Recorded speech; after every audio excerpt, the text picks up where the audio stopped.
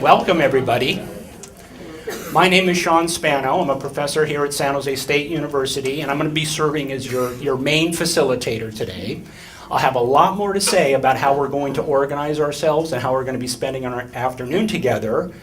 But the first thing I want to do is introduce you to a couple different welcomes. And if you look on your agenda, because you each have an agenda on your chair, we are just starting just about on time, and we're going to have two official welcomes. And the first one is from Dorothy Poole. She's the Chief of Staff to the President of the University, and she will give the welcome on his behalf. Good afternoon. Can everybody hear me okay? Yes. All right. I want to welcome you on behalf of President Mohammed Kayomi to today's Global Dialogue event. Our university, San Jose State, is committed to providing an engaged learning environment where we can prepare our students with skills and knowledge for a global 21st century. Events such as today's Global Dialogue event are helpful in engaging the community in critical conversation on issues related to diversity. I want to share a few very brief remarks about diversity in a global perspective from the late Dr. Edgar Beckham, one of our nation's beloved and influential leaders in higher ed. Dr. Beckham was the first African-American dean at Wesleyan College back east. He led efforts to build understanding that diversity is integral to excellence in American higher education.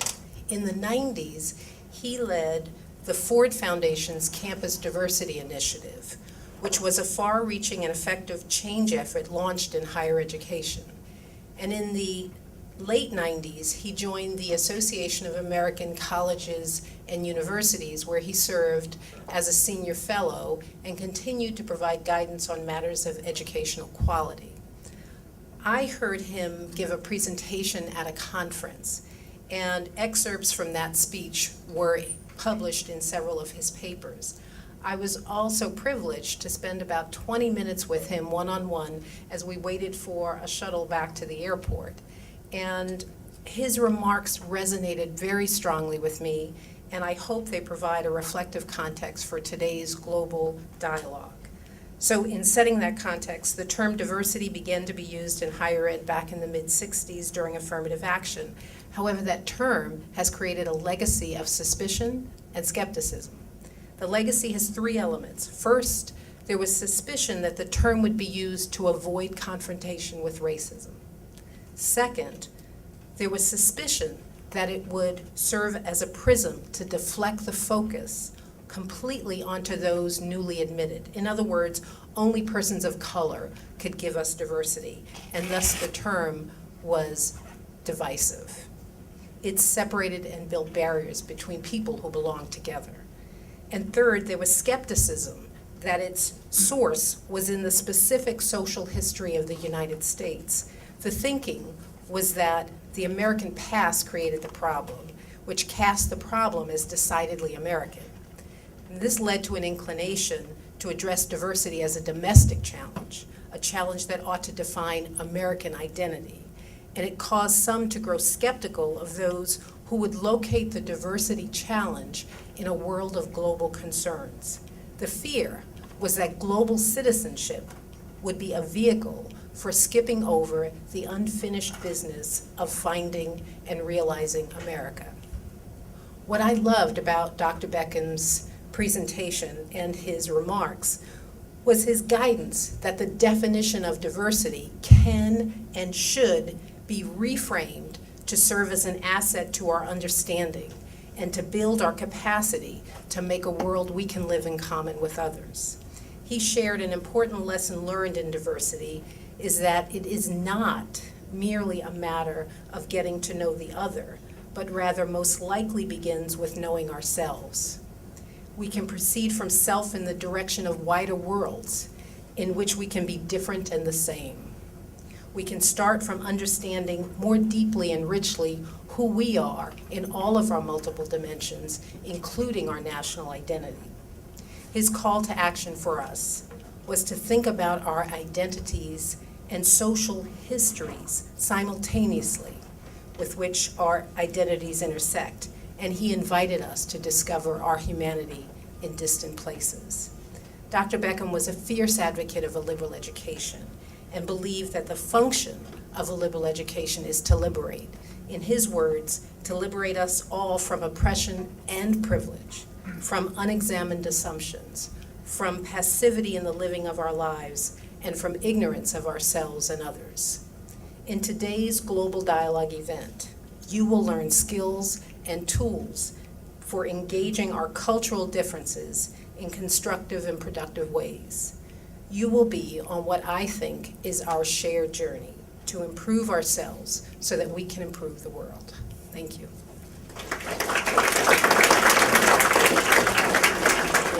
Thank you very much, Dorothy. So I'm going to set the context a little bit more, but that was just wonderful to learn the skills and tools to engage our cultural differences, a real key for today. Our second welcome is going to be from the coordinator of the JAMK program, and we have wonderful visitors here from JAMK University in Finland, and the coordinator is going to give a brief welcome, and it's Risto, and I'm not even going to try Risto's last name because Korkia. Korkia. That's it. How did I do? Korkia. Yeah. Good afternoon.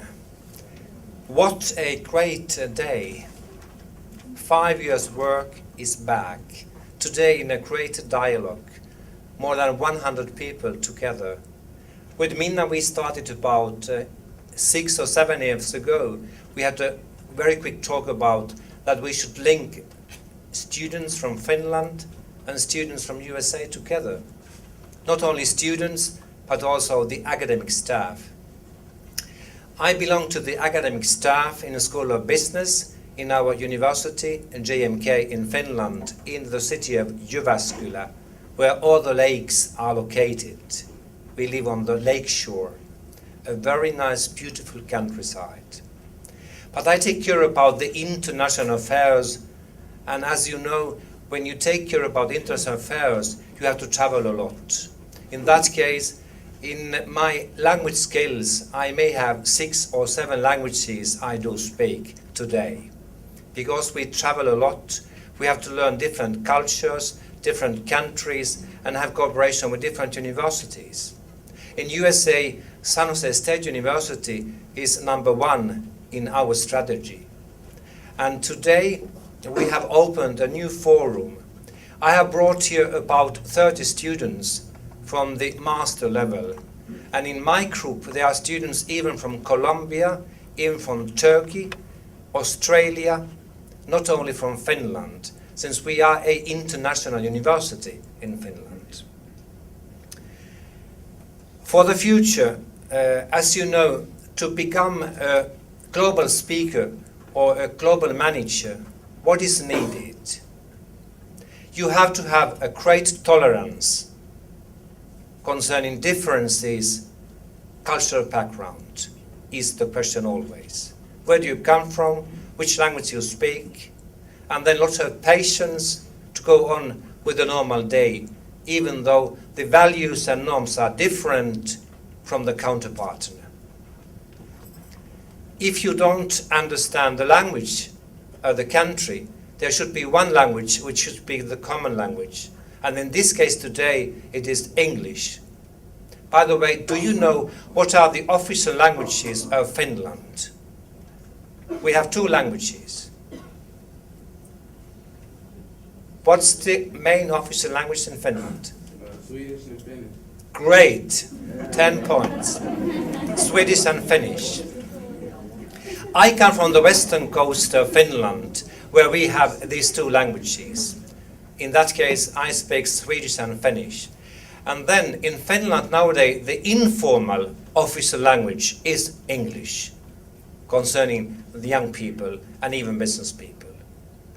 Fine. The last thing is that I want to still thank you for this great opportunity to cooperate with the San Jose State University. We are working with different colleges here, and I hope the future will be very beneficial for all of us concerning the academic staff, research, and different cooperation possibilities, bringing students in from Finland and taking students from San Jose State to Finland to our short-term programs during the summertime or on the one semester based. Welcome to Finland and have a very great day today. Have a great dialogue. Thank you.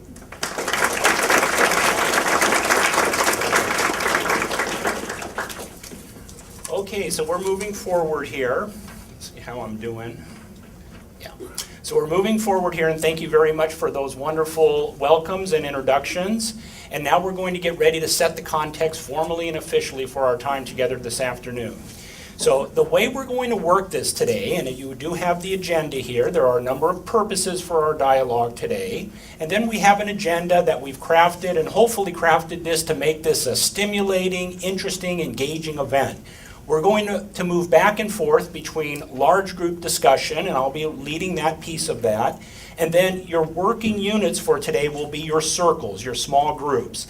In each one of these small groups, you have students who are in one of my communication classes, and they will serve as your facilitators today. We've already heard from one of them over here who got the correct answer to the language question in Finland, and I'm just scratching my head over here. How did you come up with that answer? That was really wonderful. That was great. Excellent. Oh, you're already getting educated today. We're learning new things today already. This is great. So in terms of our purposes today, what are we here to do? We're here to understand the opportunities and challenges for communicating in this globally diverse, multicultural world. We are more interconnected today than ever. We have more opportunities today of engaging people who are different from us than at any other time in the history of the human race. This is exciting, and it's challenging at the same time. We want to learn some real practical skills, concepts, tools for how to engage others who are culturally different from us. And I believe, and I think our two speakers, Risto and Dorothy, told us, this is the challenge of the 21st century, of working across our differences in productive and constructive ways, not polarizing, antagonistic ways. So what are those skills? What are those tools? And where we situate that is around dialogue. We think that is a promising, ideal form of communication for engaging our differences. And it's not just enough to talk about dialogue. It's not just enough to learn the concepts or be exposed to the skills. The real learning takes place when we experience this, when we actually get to practice and try these skills. So let's turn this dialogue today into a laboratory of actually working those out. And you've started that already. You've started that in your small groups. You came in, and we have this wonderfully diverse group of participants here, from Finland, from Colombia, from all the way over in Saratoga at West Valley, and the ethnic and cultural differences here. But there are differences from lower division students, upper division students, graduate students. We have older generational people here, and I'll put myself in that category. We have younger people here. We have just a wealth of richness, of experiences, skills, talents, beliefs, and values. This is a microcosm of the world right here in this room. So let's engage this today. Let's take advantage of our diversity today. And the first thing we're going to do is we're going to actually have 3 small group activities today. And the first one is let's get to know each other a little bit better. So let's do an introduction activity in which you talk a little bit about yourself and who are you today? What part of yourself did you bring to this event today? I introduced myself as a professor here at San Jose State University. That's a real dominant aspect of myself that I brought here today. And I'm really seeing myself as a professor here. So let's start there. Some of you are students from West Valley. Some of you are students in an educational counseling graduate class. Others in communication studies. Others from JMK. Introduce yourself in the context of this event. But we're all more than that. We're more than who we are, the self that we brought today. There are other parts of ourselves. So the second round of questions your facilitators will lead you through, introduce something else about yourself that's really not central to the event today. I have a daughter at home. She's 9 years old. She's going to be 10 next week. I want you to know that about me, because that helps fill out the picture of my diversity, of me being a professor. I'm more than just a professor. So the second round of questions your facilitators will lead you through, tell us a little bit more about yourself, to fill out the diverse, complex, multidimensional selves that each of us is here today. So does that make sense for folks? Okay? You are in good hands. You have facilitators. We've been practicing for this event here today for weeks. We spent all day in class yesterday practicing, so you're in good hands today. So they're going to lead you through this introduction activity. Start off, have a great conversation. I'll be giving you time checks as we proceed forward, okay? So facilitators, take it over.